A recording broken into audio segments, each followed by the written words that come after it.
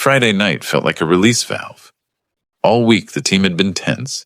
Deadlines, late calls, end-of-year reviews. And then right after dinner, the Slack channel started lighting up with the same message, like a chorus. Bonus hit. Mine just posted. Let's go. Someone even dropped a screenshot with confetti emojis like a grown adult. Needed proof that numbers in a bank app were real. I was sitting on my couch in my work clothes. Laptop closed for once. Phone in my hand. I wasn't jealous. I wasn't bitter. I was just ready to feel the same relief everyone else was pretending not to depend on. So I opened my banking app. Refreshed. Nothing. I didn't panic. I told myself the normal things. Banks process in batches. Direct deposits can land at different times. Payroll systems queue transactions. It was late. I'd probably wake up and it would be there, but I couldn't sleep anyway. I refreshed again. Still nothing. And that's when my email came in. The pay statement notification. The one you only open to confirm you're not imagining things. I clicked it. Scrolled. Found the bonus line. It was there. Not pending. Not projected. Paid. My stomach relaxed for half a second until I looked at the deposit details. Because the last 4 digits on the direct deposit account weren't mine. At first, I genuinely thought I was misreading it, like my eyes were tired and my brain was grabbing the wrong numbers. So I opened my own banking app again, checked the last 4 on my account, then looked back at the pay statement. Different. Completely different. I sat up. The room got quiet, in that way it does when your body realizes something is wrong before your mind wants to admit it. I logged into the payroll portal, the one with too many tabs and too many security questions that always feel like they're protecting the company more than they're protecting you. I clicked direct deposit, and there it was. My account had been replaced, not hidden, not removed. Replaced, like someone had taken my name tag and swapped it onto someone else's jacket. The active account on my profile ended in the exact same 4 digits on my pay statement. And right beside it, in a tiny gray font, like it wasn't supposed to matter, was the timestamp of the change. 2:13 a.m., 2:13 in the morning. Who updates direct deposit at 2:13 a.m.? Not an employee who's awake and thinking clearly. Not someone who's carefully fixing something. 2:13 is what you get when someone thinks nobody is watching. My first thought wasn't even anger. It was this cold, practical question. How does this happen without me doing it? I clicked into Change History. 1 entry. Direct deposit updated. Time, 2:13 a.m. Changed by Payroll Admin. Payroll Admin, not my username. Not self-service. Not anything that could be explained away by me fat-fingering a button. I took screenshots. Every screen. The pay statement. The deposit account digits. The audit log. The timestamp. I emailed them to my personal email because I suddenly didn't trust any system I couldn't control. Then I did something I'm not proud of, but I'm also not sorry about. I searched those 4 digits, not in my bank app, in Slack. Because people share stupid things when they're excited. Screenshots, partial info. Look at this, messages they delete later and assume nobody saw. And I found it. A message from Kyle, one of my coworkers, from a month earlier. We were organizing a fantasy football buy-in. He had posted a screenshot to prove he sent his share. Then he deleted it a minute later. But Slack keeps previews, and I keep receipts. The account in his screenshot ended in the same 4 digits, the ones on my pay statement, the ones now sitting under my name in the payroll portal. I stared at the screen like it might correct itself out of shame. Then my phone buzzed again, Kyle in the main channel posting, "Yo, this bonus is insane. Best year ever." I felt my face go hot, but my hands went cold, because that's the moment it stopped being something went wrong and started being. My bonus didn't disappear. It went somewhere. To someone on my team. At 2:13 in the morning. And I hadn't even told anyone yet.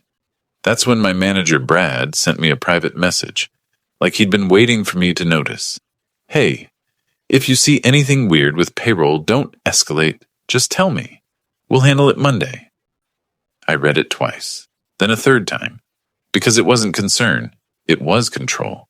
And suddenly I understood the real problem. This wasn't about money. It was about whether I'd stay quiet long enough for them to make it look like nothing happened. I looked at Kyle's message again, best year ever, and I realized I had two options.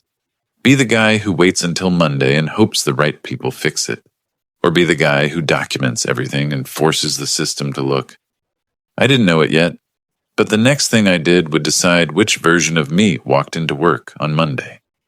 I barely slept. Not because I was spiraling, not because I was pacing the apartment like some movie character. It was worse than that. My mind got quiet and sharp, like it had switched into a mode I only hit when something is genuinely dangerous. Every time I closed my eyes, I saw the same three things in the same order. Kyle's account digits, the timestamp, 2:13 a.m., Brad's message telling me not to escalate. By morning, my emotions weren't loud. They were organized. I printed the pay statement. I saved the screenshots in 3 places. I emailed myself a plain text summary with dates and times. Because screenshots are great until someone says they're out of context. And when I walked into the building on Monday, I didn't feel angry. I felt like I was walking into a room where everyone else thought the lights were off.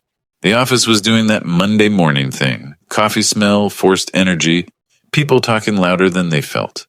A couple coworkers slapped my shoulder like we'd all just survived something together. Big weekend, huh? One guy laughed. I smiled the minimum amount required to be human. Kyle was already at his desk, typing like his life depended on it. He didn't look at me, not once. Brad wasn't around, which was unusual because Brad loved being around when things were normal. I didn't go to my desk first. I went straight to payroll. The payroll floor always felt detached from reality, like a different company. Quieter voices, locked doors, posters about compliance that nobody read. I checked in at the front desk and waited, holding my laptop like it was evidence in a trial. Angela, the payroll specialist, came out with that customer service smile. "Hi, how can I help?" I kept my voice calm. My bonus shows as paid, but it didn't go into my account. She nodded like it was a minor inconvenience. "Let me pull up your profile." Her fingers moved quickly. She scanned the screen. Then her smile faded just slightly. Not dramatic, just enough. "It says it deposited successfully," she said. "I know," I replied. "To an account that isn't mine?" That sentence changed the temperature. Angela clicked into direct deposit. She stopped moving for a second. Then she clicked into audit history. "Did you update your bank information recently?" she asked, but her voice had lost its autopilot tone. "No." She turned the monitor toward me. There it was, my name, my employee ID, and an active direct deposit account ending in Kyle's digits. "I've never seen that account before," I said, like we were both adults, pretending this was still a normal conversation. Angela swallowed. "It shows the account was updated early Saturday." I pointed at the timestamp. 2:13 a.m. She didn't argue. She just nodded. Tight. "Who changed it?" I asked. "I can't see," she started, then corrected herself. "I can see it, but I can't disclose the identity without an inquiry. It's listed as payroll admin." "Is that you?" She shook her head quickly. "No. That's a privileged role. Only 2 people have it, our payroll manager and the HRIS administrator who handles system integrations." "Okay," I said. "Then one of those 2 people did it." Angela's eyes flicked up to mine, then back down. She didn't confirm. She didn't deny. But her silence did the work. I pulled out my phone and showed her the screenshots. The pay statement. The digits. Kyle's old screenshot. The Slack message from Friday night. Angela's face changed again, this time into something closer to fear. "I need to get my manager," she said. She disappeared into a back office. I stood there, alone in the lobby, listening to the hum of fluorescent lights, watching the door like it might spit out the truth. While I waited, my phone buzzed. Brad, a calendar invite. "Quick sync, conference room B, 10 a.m. No agenda, No subject line that explained why. Just a room. I didn't accept it. I didn't decline it. I left payroll, walked back upstairs, and went to my desk. Kyle still didn't look at me. At 9:45, Brad finally appeared. He moved fast, head down, like he wanted to be seen as busy and not be caught standing still. He stopped at my desk without sitting. "Hey," he said, too casual. "We're going to talk at 10. I met his eyes. I already talked to payroll. His expression tightened. Not shock, not confusion, annoyance. "Okay," he said carefully, like he was choosing each word. "Look, these things happen. Year-end is chaotic. We'll straighten it out. I want to know who changed my direct deposit at 2:13 a.m., I said. Brad let out a small breath through his nose, the sound people make when they think you're making their job harder. "Let's not get dramatic," he replied. I didn't move. "Not dramatic. Specific." He leaned closer, lowering his voice. "Listen. Payroll will issue an off-cycle payment. You'll get your bonus. Kyle will send the money back if it went to him. We'll call it a clerical issue and move on.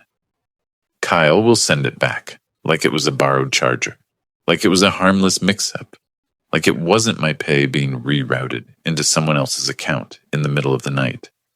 I said, "Why are you so confident Kyle got it?" Brad froze for half a second. Just half. Then he recovered. "Because if there was a misroute, it's probably within our team," he said, like that was a normal assumption and not a confession hiding inside a sentence. I stared at him. "Brad, I have the audit log. This wasn't self-service. It wasn't me." His tone hardened. "And I'm telling you it'll be fixed. So don't escalate. Don't go running to HR or audit. We handle it internally." There it was again. Not we fix it. We contain it. I asked, "Are you protecting the company or protecting someone?" Brad's eyes narrowed. "I'm protecting you." And that's when I realized something that made my chest go cold. He wasn't worried about my money. He was worried about my mouth. He stepped back and said, "Quieter now. You're a good employee. Don't become a problem over a payroll glitch."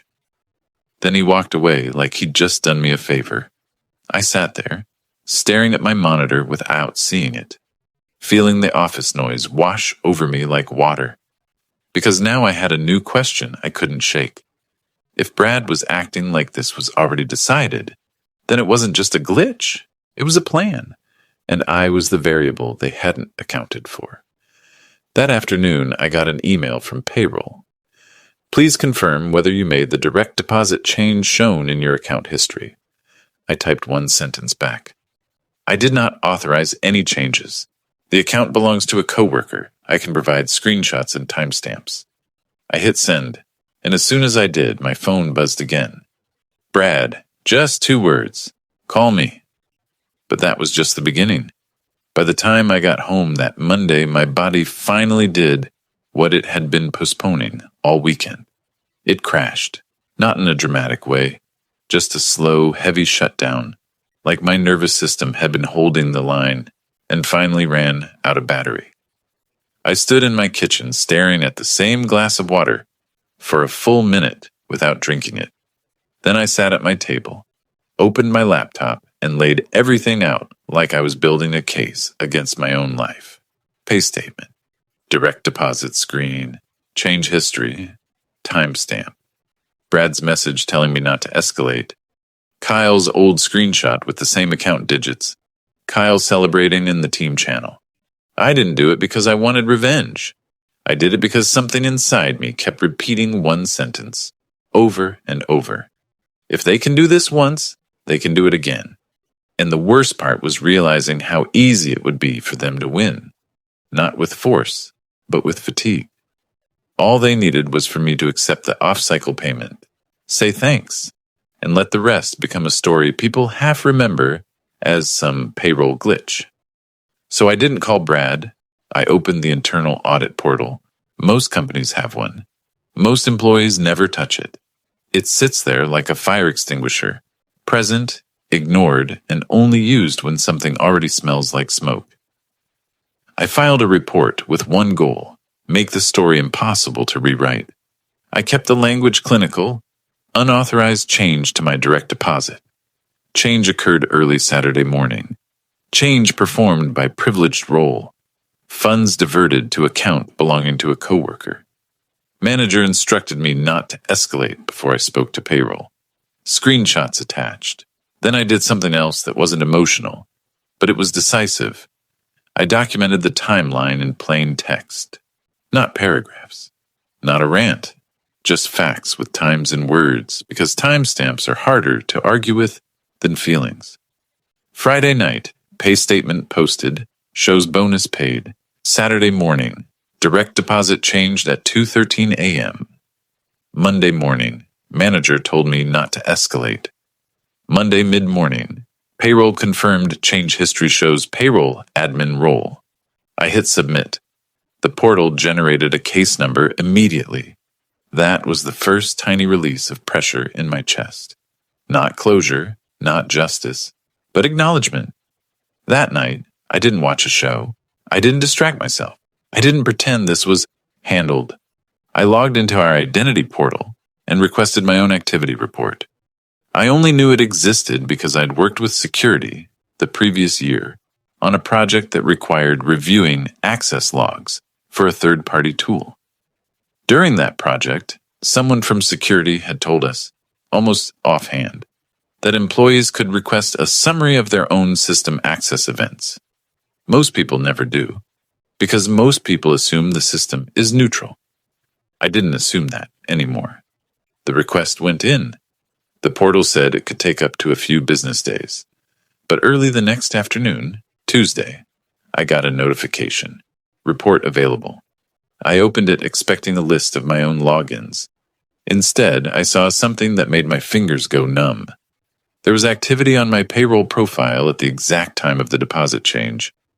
But it wasn't tied to my user session.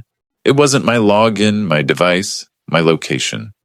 The access was routed through an integration account, one of those service identities that moves data between HR and payroll systems behind the scenes. The kind of account that doesn't sleep, doesn't get tired, doesn't forget passwords, and doesn't get questioned unless someone forces the question. The report didn't give me a person's name, but it gave me two critical facts. First, the change didn't happen through employee self-service. Second, the session originated outside the normal corporate network path. And that was the moment the feeling in my gut changed shape. Because payroll glitch doesn't happen outside approved access routes. Mistakes happen in daylight. This happened in the dark. I forwarded the report to the audit case immediately, added a short note, and didn't embellish it. This indicates the change was executed via HR payroll integration session, not by employee self-service. Then I waited. I kept working. I stayed professional. I didn't give Brad any excuse to label me emotional, unstable, or difficult. But inside, something had cracked, not into rage, into clarity. I started remembering things from the last few weeks that had felt minor at the time. Brad asking for a list of current bank verification status, supposedly for vendor reimbursements. Brad pushing hard for Kyle to be made backup approver on a system he'd never touched before. Brad making jokes about how nobody reads the fine print in admin tools. Little comments, little requests, each one harmless alone. Together they formed a shape I didn't want to look at. On Wednesday morning, I got a response from audit. Not a form letter, a real message from a real person. Thank you for the documentation. We are opening an investigation and will contact you for an interview. Please do not discuss the matter widely while we preserve records. That line, preserve records, hit me harder than I expected, because it implied they believed evidence might disappear if someone had time to clean it. And that implied something else too. This wasn't just my bonus. There were records to preserve. That afternoon, Brad tried again. He came to my desk with that forced calm, the kind that isn't calm at all, just controlled. You didn't call me, he said. I was working, I replied. His smile was thin. Payroll is fixing it. You'll have your bonus. This is not worth turning into a situation. I looked at him and realized I wasn't afraid of him anymore. Not because I felt brave, because I finally understood what he was doing. He wasn't managing the problem. He was managing me. I said, "Brad, if this was a simple mistake, you wouldn't be spending so much energy trying to keep it quiet." His eyes hardened. "You're reading too much into it." I kept my voice level. "Then there's nothing to worry about." For a second, he just stared at me, like he was deciding whether intimidation would work. Then he leaned in and lowered his voice. "If you make noise, you're going to hurt your reputation here." There it was. Not a threat to my job on paper. A threat to my standing. The quiet corporate version of a punch. I didn't flinch. I didn't argue. I simply said, "I've already documented everything." Brad's face changed, just slightly, like something inside him recalculated. He walked away without another word, and as soon as he was gone, the full weight of what I'd done finally hit me. I wasn't just reporting a payroll issue. I was accusing someone with real access, someone who could move money and hide the trail, of deliberately rerouting compensation. If I was right, this would blow up. If I was wrong, I'd be the guy who overreacted. Either way, there was no clean way back to normal. Late Wednesday, another email came in, calendar invite. Internal audit interview, compensation disbursement, no HR on the invite, no Brad, no manager presence, just internal audit, compliance, and corporate security. I stared at it for a long moment, feeling my throat tighten, not from panic, but from the realization that I had crossed the point of no return. I accepted. Then for the first time since Friday night, I allowed myself one small, private moment of satisfaction. Not joy, not triumph. Just the quiet relief of knowing I hadn't let them smother it. We'll handle it. Because if someone can change your direct deposit at 2:13 in the morning and tell you not to escalate, they're counting on one thing, that you'll doubt yourself long enough to stay silent. I didn't. And walking into that interview, I already knew what I was going to ask them first. Not, "When do I get my money?" but, "How many people did this happen to before me?" The audit interview was scheduled for Thursday morning, but the chaos started Wednesday night. My work phone pinged with a calendar update. Mandatory system maintenance. Access may be intermittent. That was the official wording. Unofficially, it meant someone had finally pulled the emergency brake. I walked into the conference room Thursday with a notebook, a printed timeline, and my screenshots in a folder. Not because I wanted to look dramatic, because I wanted it to be impossible for anyone to summarize my story into something softer. Inside were 3 people.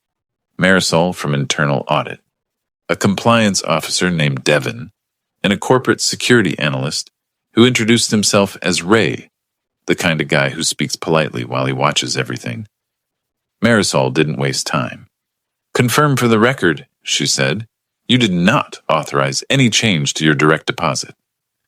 I did not. "You did not request anyone to update it on your behalf." No. "You did not give your credentials to your manager, payroll, or anyone else." No. Devin leaned forward. "When did you notice the issue?" "Friday night when the pay statement posted. The deposit details didn't match my account." Ray asked the next question like he already knew the answer. "How did you identify the receiving account as belonging to your coworker?" I explained the Slack screenshot Kyle had posted weeks earlier, and how the last digits matched. I handed them a printed copy. No opinions. No accusations. Just the evidence. Marisol nodded once, then slid a sheet of paper across the table. It was a list. Not long, just long enough. Multiple employees, multiple bonus payments, multiple deposit reroutes, similar timestamps clustered around late-night hours, and beside each one, the receiving account owner's name. Some of the names I recognized immediately. Kyle, a newer analyst who sat 3 rows behind me. A contractor who'd worked under Brad the year before. Someone from a different team, but still under Brad's broader org. My throat tightened, not because I was surprised, because it confirmed the thing I didn't want to be right about. "This is bigger than me," I said. Marisol held my eyes. Yes. Devin asked, Did your manager tell you not to escalate? I handed over the screenshot of Brad's message. The one that said, Don't escalate, we'll handle it Monday. Ray's expression didn't change, but his pen paused mid-note. Marisol looked down at the message, then back up. Did he offer an explanation for why he believed the funds would be routed to Kyle? He talked like it was already known, I said. He said Kyle would send it back if it went to him. Devin didn't blink. Did you speak to Kyle? Not yet. Marisol closed her folder with a soft click. You did the right thing documenting. Here's what happens next. We're preserving system logs, locking administrative access, and issuing corrected payments where needed. We will contact you if we require additional information. I asked the only question that mattered now. Is my job at risk because I reported this? Devin answered without hesitation. Retaliation is prohibited. If you experience any adverse action related to this report, you notify us immediately. It wasn't comfort. It was a line drawn on paper. Then Marisol said something that shifted the room. We have reason to believe the activity was performed using an integration or privileged administrative path. Ray added calm and precise, meaning it was not an employee self-service error. It required elevated access. The words landed like a weight, because elevated access doesn't slip. Elevated access is used.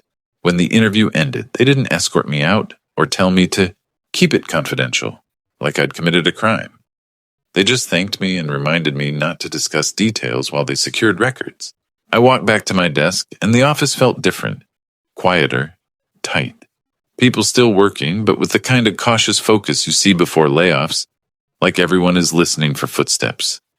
Brad wasn't in. That was unusual. Kyle was, and he looked like he'd been chewed up and put back together wrong. He hovered near my desk until I looked up. His voice was low.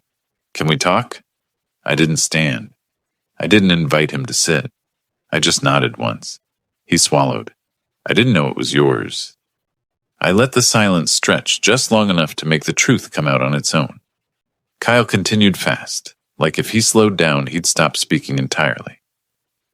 Brad told me there was a payroll issue. He said some payments might hit the wrong account because of a routing bug. He said my account got used because it was verified and already on file. I kept my voice even. So he told you to accept a bonus that wasn't yours? Kyle's eyes flicked down. He said to hold it, then send it back. He said it would be fixed Monday and nobody would get hurt. Nobody would get hurt. That's what people say when they're only thinking about themselves. I asked, Oh, did you move it? Kyle's face tightened. I transferred some of it into savings. I didn't spend it, I swear. I was scared it would get reversed and overdraft me. That was the first honest thing he'd said, and it sounded like a man realizing he'd been used. I didn't yell. I didn't threaten. I just said, You need to tell Audit exactly what you told me. Kyle flinched. They already called me. And? He stared at the carpet. I lied. I said I thought it was mine. There it was. The reason the system had to clamp down hard. Not just because money moved, because people covered it. Kyle whispered, I can fix it. I leaned in slightly. Kyle, you don't fix this by sending me money. You fix it by telling the truth before they catch you in a second lie. His mouth opened, then closed.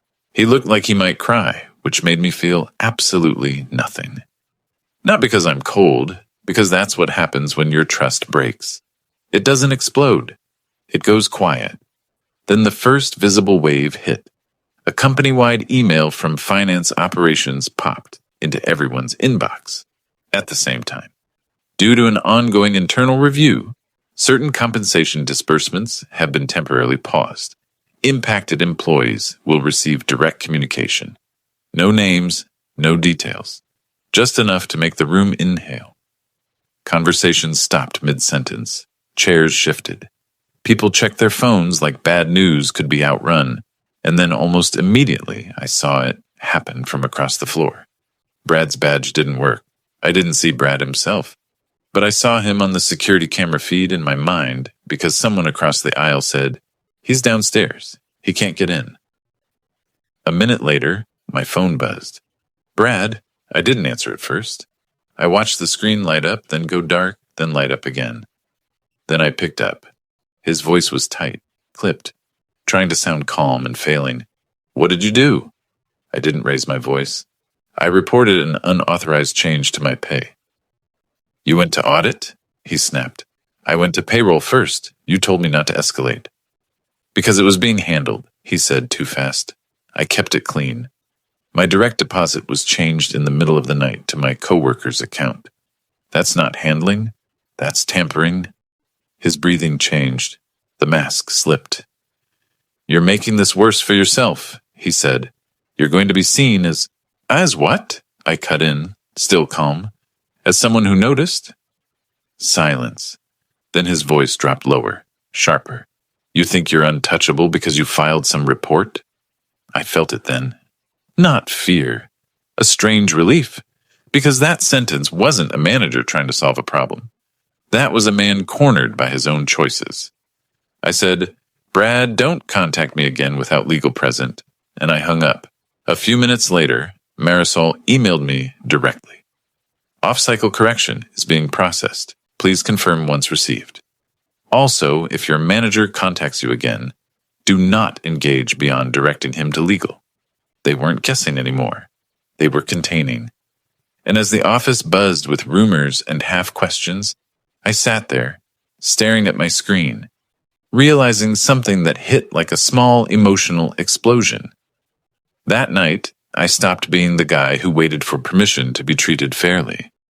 Because whatever Brad thought would happen, whatever quiet little loop he'd been running, he'd counted on one thing: that I'd take the loss, take the fix, and stay grateful. He was wrong. And the next morning, when my corrected bonus finally landed where it was supposed to, I knew Part 5 wasn't going to be about explaining what happened.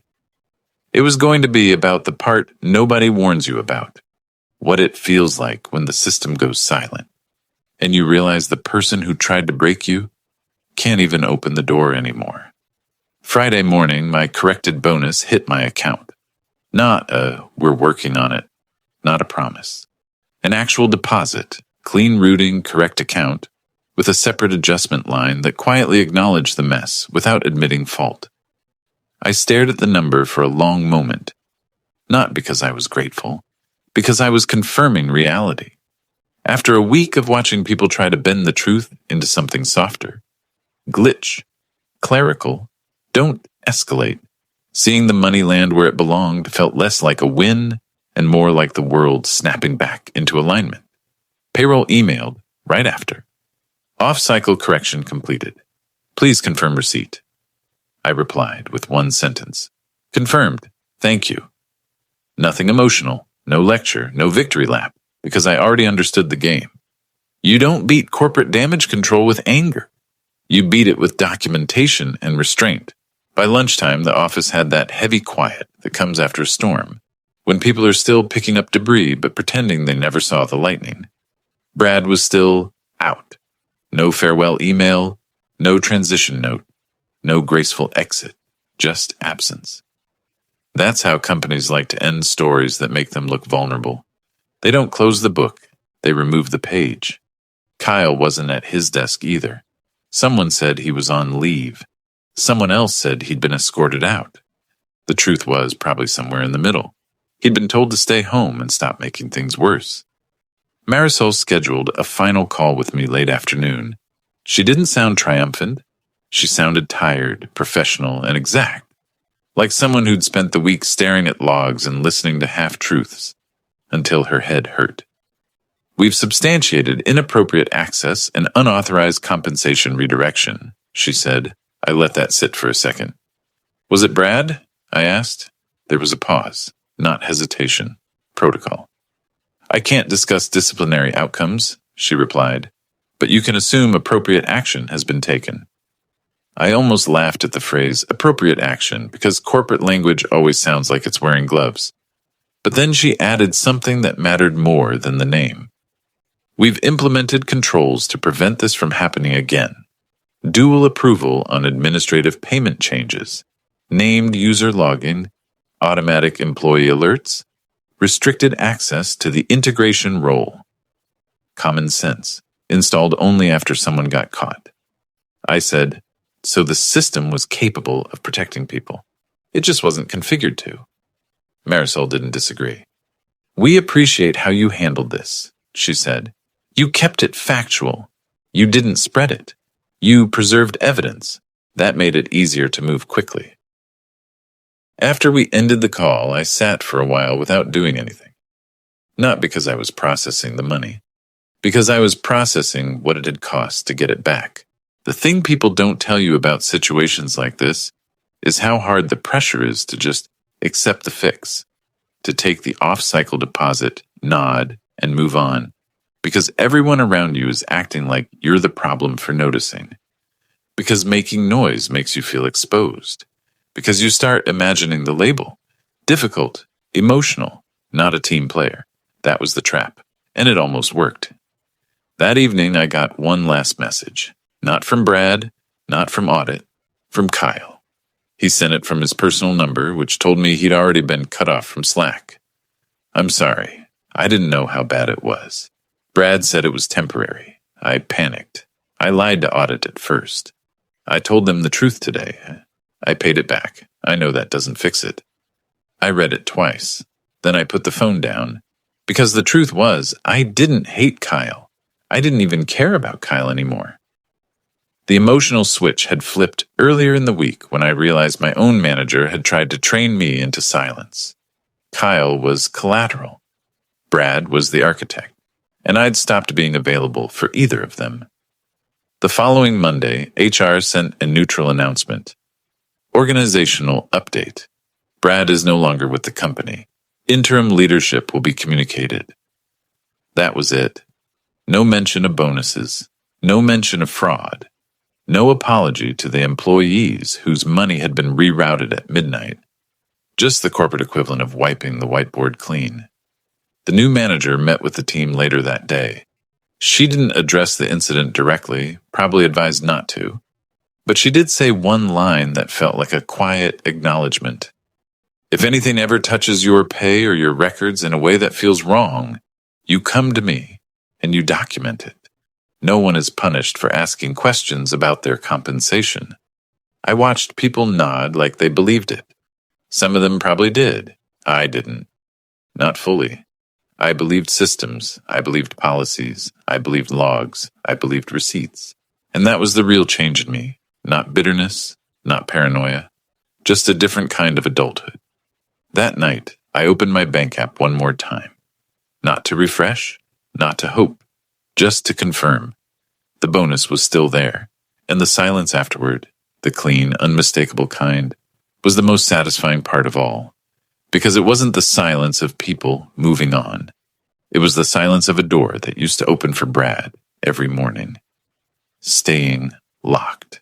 The kind of silence that means the system finally saw what I saw at 2:13 a.m. It wasn't a glitch, it was a choice. And when you force a choice into the light, it stops being power. It becomes evidence. And evidence doesn't care who you are.